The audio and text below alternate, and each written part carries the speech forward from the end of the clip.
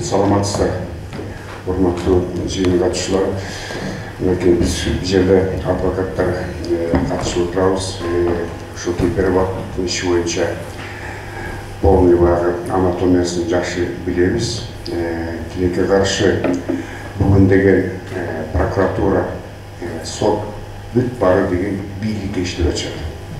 Азыр деген мыйзам тебеленип атат. Biz деген ошондой эле прокурор, ошондой эле судья болуп иштеген жарандарыбыз, артисттерибиз. Баардыгын билебиз.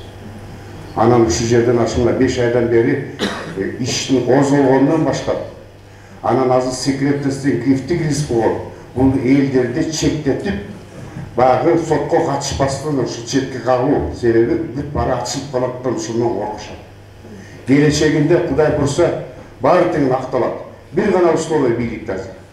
Силер деген бизге ийгилине, биз анда деген силерди деген ошондо массовый беспорядокто 5 жылдан 8 жылга чейин, организация деген 7 жылдан 10 жылга чейин, эң эле ушул менен коркунуч менен корктук. Анан тиги призыв насильственный захват власти деген аяктык штрафной санкциялар бар. Ошо менен силерди 500 000 или 500 000 ушу штраф менен чыгарабыз. Бирок силер өзүңүз шиярды кылганда бизге тийишпегиле деген ушуга бизди алып келип атат биздин. Эми Кудайга шүгүр, Равшан Жээнбеков, Клара Сооронкулова жана жакшы аксакалдар бүт баары өзлөрүнүн позициясында турат. Булар адамдар сынбаган адамдар. Ошолорду биз колдойбуз. Бир кездерде биз деген мынакей ушу садыр завод ташийтер баз мынакей бизде ушул бир кездерде защита кылып келгенбиз. Аларга баштан түшкөн. Эми ушундай кандай болгон бизге дагы аябай таң калдык.